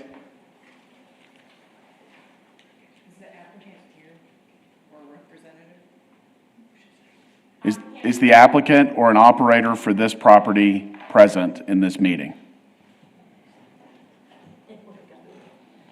Okay. I'm going to close public comment and take thoughts or a motion. Make a motion to deny. I think there's no point in doing it. Yep, I'm with you. And as we've said before, if you're planning on making money off your property and can't show up to the meeting, I don't think that it's a good business standard. So I'm going to second. I agree 100%. So we have a motion and a second to deny the short-term rental at 2301 Palms Court. All in favor, say aye. Aye. Aye. Opposed? So that's a 5-0 denial. Next case, CU 2354, request for approval of a conditional use to allow short-term rental located at 322 South Van Buren Street. As you indicated, this is a request, their first time for a short-term rental at 322 South Van Buren. The zoning is RS1, the district is District 5, Karen Hesse Smith's district, and it is in the Santa Rita neighborhood. Whoa. This is a map of the neighborhood. The applicant is the current yellow star at the top. There are 8 approved short-term rentals in the area. There have been 4 that are denied and 3 that have expired. We sent out 20 notices. We received 0 in favor and 1 opposed. And the 1 opposed is the one at the bottom of the 200-foot notification. Staff is recommending approval of the short-term rental in that they have met all of the requirements according to our ordinance. We are recommending 3 conditions: that they maintain the 2 off-street parking sites that they have on the premises, that they obtain their certificate of occupancy or comply with ordinance change as it occurs, and they obtain and comply with an annual fire inspection by the fire marshal's office. And with that, is there any questions that you have on this particular one? Does anyone have questions for the staff? Thank you, Sherry. We're going to open it up for public comment. Anyone wishing to speak on this case, please come forward, state your name and either address or single-member district, please. I'm Paul, and this is my wife, Melissa Clusi. We're actually the owners of the Airbnb, and I guess since it's been approved, we just want to say thank you so much for the recommendation for it to be approved, and it's a big relief because this used to be my wife's grandmother's house. Oh, wow. And we wanted to keep it into the family, and unbeknownst to the family, she took a reverse mortgage on it. Oh, and wow. I don't know if anybody's dealt with a reverse mortgage company, but we had to pay 25% more than the house was worth just to get it and keep it back into the family. Oh, and we hope to move there ourselves. And unfortunately, she developed Alzheimer's in her later life, and the house fell into real disrepair. And I wish I could have brought in some photos of the house when she lived there, because it didn't look anything like this.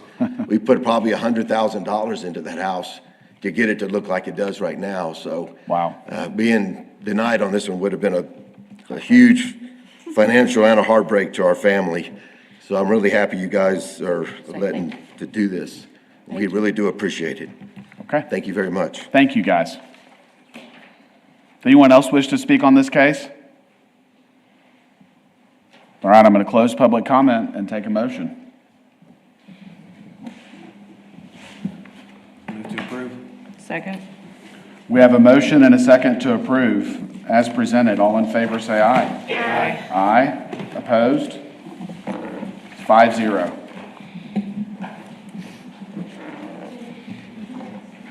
All right, the next case is CU 2356. It's a request to approve a conditional use to allow short-term rental located at 1710 West Avenue H. Ms. Bailey? The zoning there is also RS1. It is in District 5, Karen Hesse Smith's district, and it is in the Santa Rita neighborhood. That is a picture of the property. Same applies in this area. That is the neighborhood. The applicant is the Gold Star. 8 approved, 4 have been denied, and 3 have expired in that neighborhood. We sent out 21 notices. We did not receive any in favor, and we did not receive any responses against. This applicant has met all of the requirements that we have.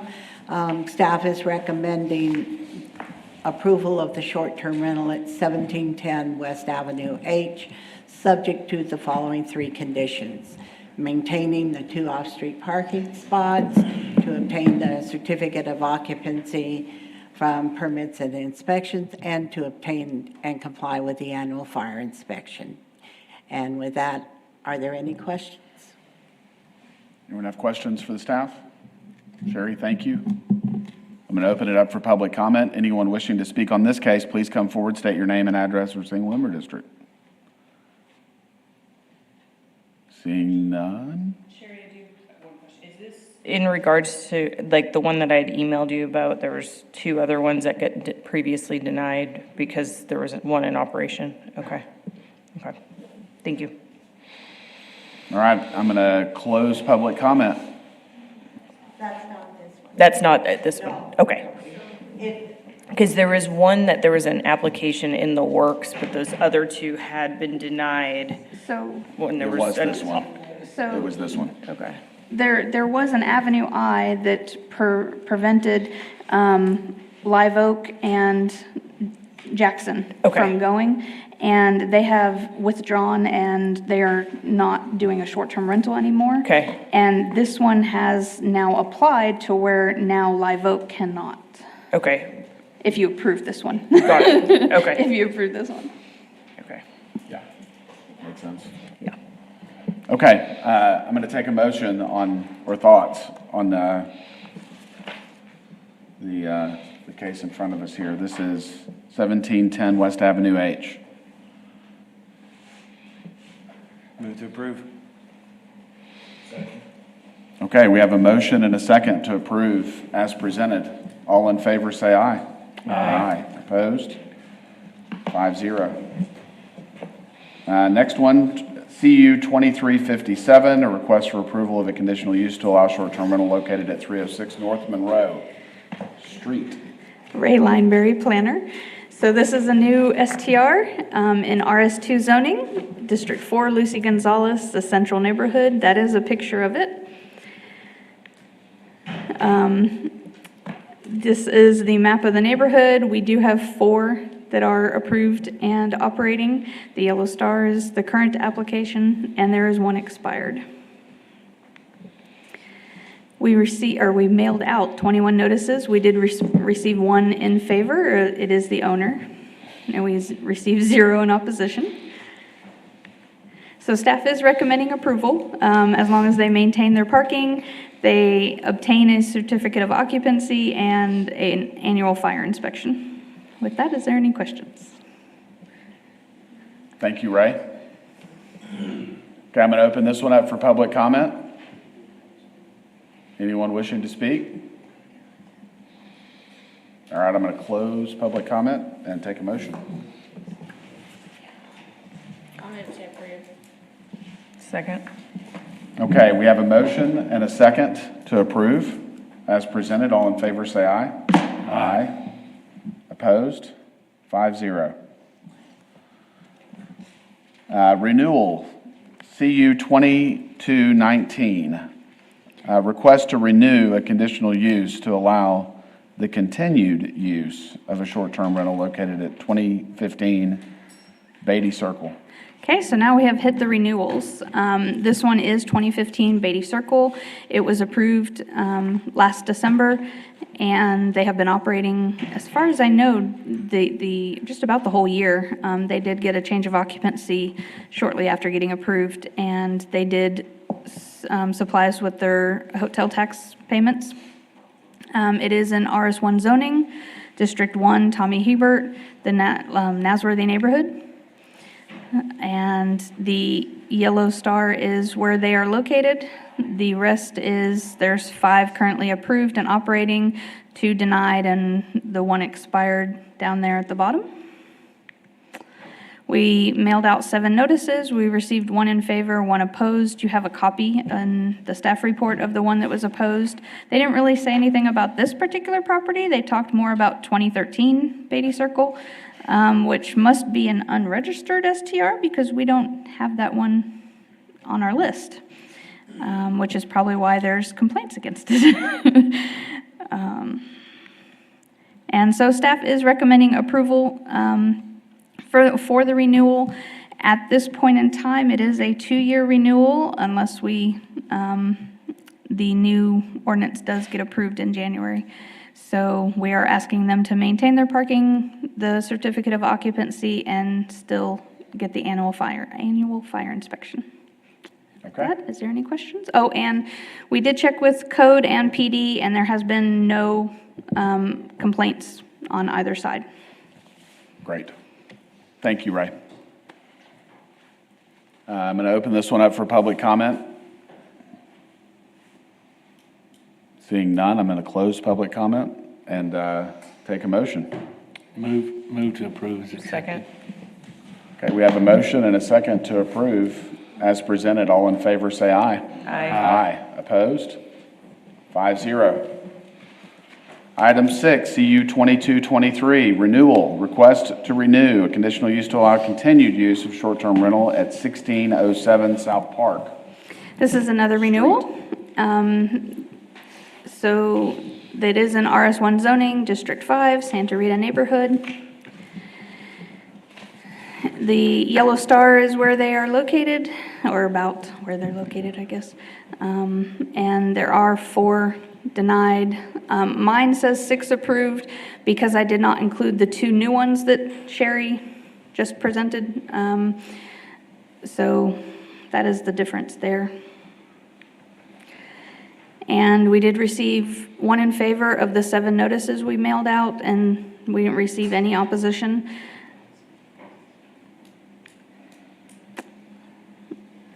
Wait a minute. There should be more notices than 7. But we did only receive the 1 in favor. We did not receive any in opposition. And again, staff did receive proof of hotel taxes payment. We did check with PD and code, and there has been no complaints on this property either. They have been operating for at least that we could count 6 to 7 months. So they did get a good run. Okay. So staff is recommending approval. Anyone have questions for the staff on this one? I'm going to open up public comment. Anyone wish to speak on this case, please come forward. I'm going to close public comment and take a motion. Make a motion to approve. Second. All right, we have a motion and a second to approve. All in favor, say aye. Aye. Aye. Opposed? 5-0. Next one, CU 2226, renewal request to renew conditional use of short-term rental located at 2542 Baylor Avenue. Yes, the zoning on this one is also RS1. It is in District 5, Karen Hesse Smith's district, but it is in the ASU College Hills neighborhood. There's 2 streets from Santa Rita into ASU College Hills. In this neighborhood, they have 4 approved, that 1 has been denied, and the applicant, you can see, is down at the bottom of the neighborhood, if you will. We sent out 24 notices. We received 0 in favor and 0 in opposition. And we did send a request both to the police department and code enforcement. We have had no complaints on this. And they did email me their hot tax also. So with that, we're recommending approval. Okay. Thank you, Sherry. I'm going to open it up for public comment. Anyone wish to speak on this case? I'm going to close public comment and take a motion. All right, we have a motion and a second to approve as presented. All in favor, say aye. Aye. Opposed? 5-0. We've covered ordinances or ordinance amendments. I do have a quick follow-up question, Aaron. I know we've talked about compliance some in the past with short-term rentals, and was hoping that you guys could just give us a quick update on kind of where things are with compliance, please. Yes, we've been working with our finance team, who's been working with our legal office to particularly work on the collection of hot taxes. We did do notification to properties from an audit that noticed that certain properties were not paying their hot taxes. During that notice, it was, hey, you have two processes here to deal with, not just the hot taxes, but the conditional use and things like that. We've had several properties, if y'all have seen the numbers come up this year of requests for conditional uses that have come into compliance. However, there are still a number of properties that have not. And so we still have two avenues of enforcement, if you will, that we're going to be working on. One is the finance and legal department still working on the hot tax items for those properties that have not submitted their local hotel occupancy taxes. They may have submitted their state occupancy taxes, but not their local. The other is us. We are working with our code enforcement office to generate a new letter, particularly seeing how the new ordinance goes forward, to notify them of this new ordinance, potential new ordinance change, and that they are still potentially out of compliance, and that there is a chance that the city will do further enforcement action against them to try to get them to either come into compliance or stop operating. Okay. That is a challenging process. Because you have to have proof that they're operating, and sometimes they may operate once every 3 months and we may not know it. We are looking at other avenues of how do we track these things. Yes. And we are also working with our information department with the city to help us create a website for our public, our operators of short-term renters, and our owners of short-term rentals and bed and breakfast. I should always mention and bed and breakfast.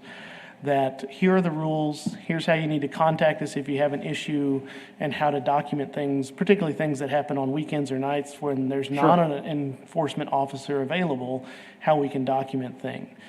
And then the other thing I think Rick's going to mention. I think one, I just want to make sure everybody understands, we don't have people going out looking for violators. Right. San Angelo operates in a complaint basis, basically. So we don't have code compliance officers doing that. So don't misconstrue what he said. Yeah. We're doing that. Right. What I will say is that when we're presenting this to council, we will be recommending probably at their work session, if they want enforcement more in this area, then they're going to need to hire staff to do that. So we currently do not have the staff to do that. So we'll be proposing that to council at their work session. Okay. Yeah. So the letter campaign is really trying to get some of that voluntary action on the operators, owners to, hey, we could be doing something more severe if we had the resources, but we're going to be doing everything that we can to help our community. Sounds great. Okay. Thank you.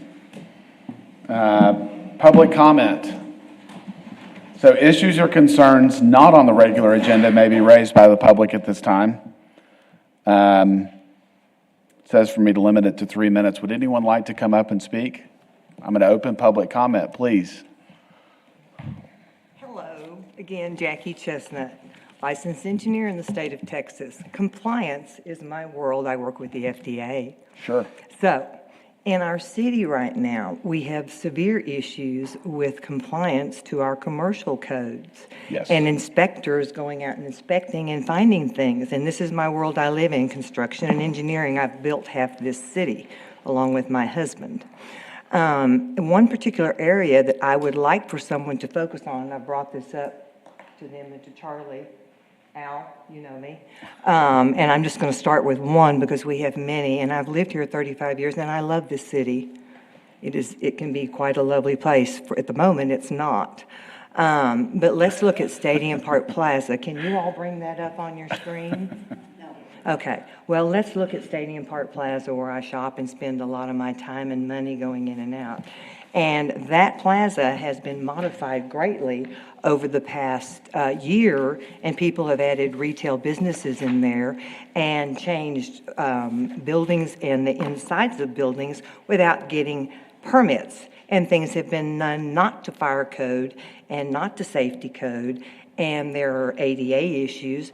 There are issues in the parking lot where we have got Westlake Hardware that's plopped down their little garden area out there for quite some time, ever since I've lived here.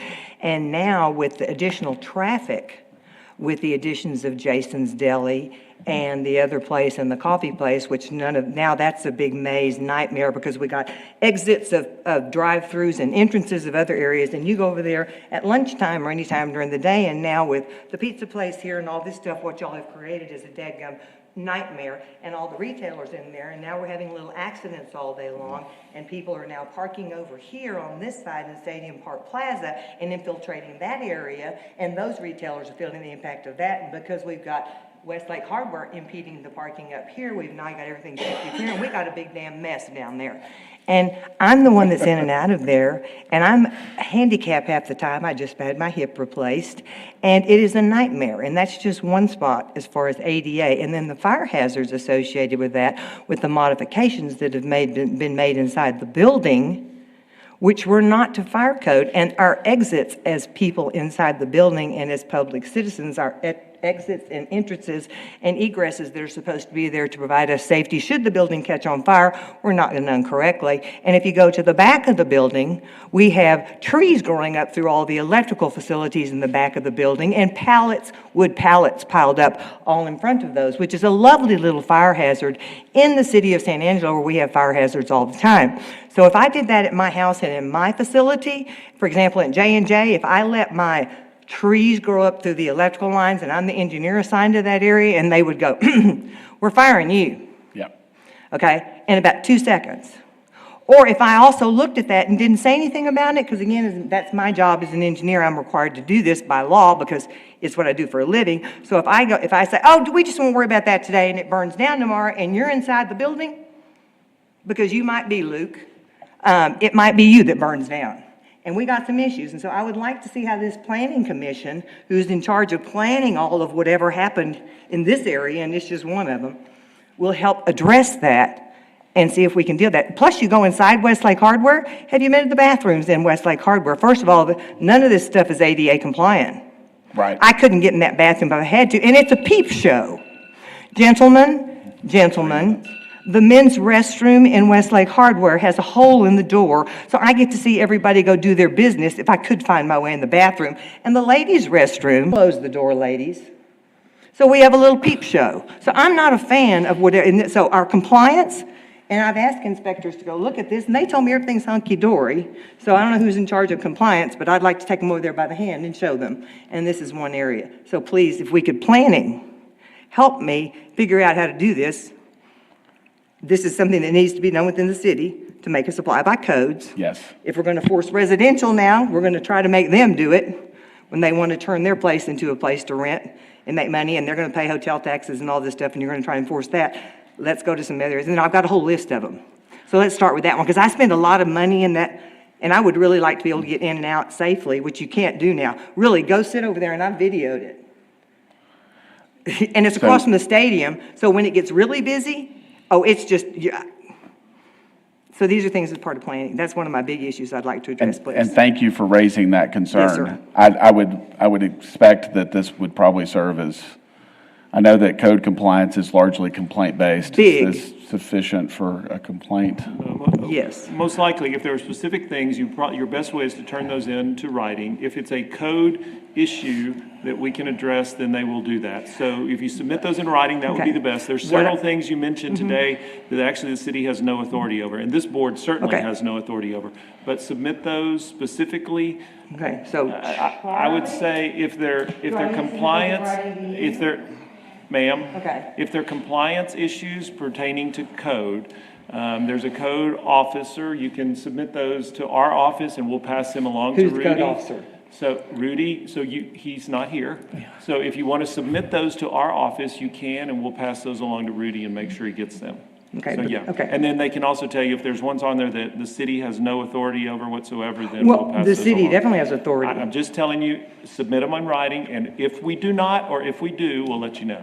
You can send them to me, that's fine. Okay, do I have your card? I don't have a card, but you can send them to me. Okay, so this Stadium Park Plaza is gonna be dealt with. And then we'll have And then- them respond to you. Most likely that you'll need to include your email address, those kind of things, so they can respond to you in writing. Yes, because I would like these addressed. Yeah, so they'll tell you whether those Okay, are, and then- and we have a 3-minute time frame I'm sorry, on. yeah, then I'll get, and then the other thing, on- and I'll just bring up, and I'll get off your backs, because I know Yes, you don't want to ma'am. hear this. But Thank also, you. the bottom line down here says, in compliance with the American Disabilities Act, the city of San Angelo will provide reasonable accommodations for persons attending board meetings and commission meetings, that I'm supposed to request that 48 hours in advance. Actually, in and this the case, ADA. Teresa Special. I is know our- so Teresa. talk Yeah, we've had a to conversation. Teresa Yeah, she doesn't directly, know anything and about- she's helping us make sure those are all in compliance. Actually, I wanted to be in that job, because I know that job, because we are You very, can- our you city, can visit our with city Teresa. ADA Not Visit good. with Teresa. Yes, is only ma'am. 20 years behind, ladies and gentlemen. Yeah, I know, I've already talked with Teresa. Good. Yeah, she lets old people get assaulted in this town, so we won't even get. Oh, no. Thank you. Okay, Charlie. Thank you, Jackie. Thank you. Morning. Good morning. I'd like to live here safely for the next, however long I'm gonna be alive. Yes, ma'am. My name is Josh Plazant, live in District 1. I'm an owner of 3 STRs here in town. Yes. I just wanted to kind of talk to you guys about this whole process and give you some of my thoughts on it. It's been an incredibly trying process for us to get these approved. This is just something my wife and I are doing, you know, Yes. as a supplementary income. We don't own a large business. We don't have a division of people that can help us adhere to all of these rules and regulations. And I'm really glad to see you guys are unifying all of the rules in a single place, because that was something that was incredibly difficult. Yes. Yes.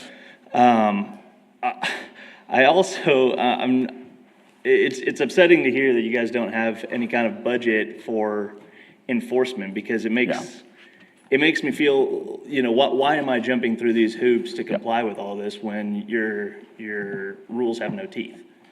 You know, there's something like 20, I think there's 25 now that I've got 2 more on here.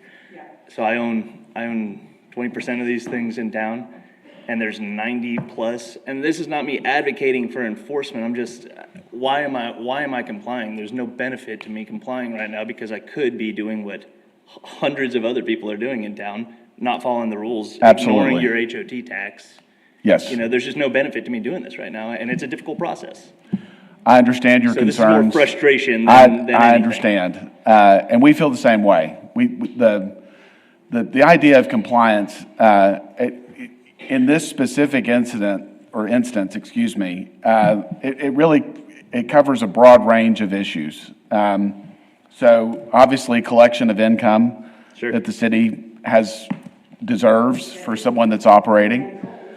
But life safety is and for me, that might be the most important thing to me. And to have the ability, if we're going to change the use and allow folks to come in from out of town and stay in these structures, to have someone that has some expertise in construction to walk through and just make sure that it's a safe structure is important to me. Another point I would make to you is that I would really reconsider y'all's, I know it doesn't sound like an official policy, but an unofficial policy of denying anybody that's been operating, that's attempting to come under compliance. Oh, no, I don't think that's the case at all. Because No. I mean, that's kind of what that sounded like. That was kind of one of them that came up. I can't remember which one was it. Was it Beatty? They haven't actually approved. Palms Court, and I understand. Yeah, and that, the I understand reason they had other issues. I was going to say, I think it was the other. It wasn't just. But that was a point that was brought up, and I would say, you know, that shouldn't be something that should be considered. If somebody's attempting to come under compliance, they should be given They've every approved opportunity those in to the become past. under They have compliance. approved those. Yeah. We have. So the difference with that one in particular was Yes, they didn't come forward Yes, saying ma'am. we want to start complying. Sure.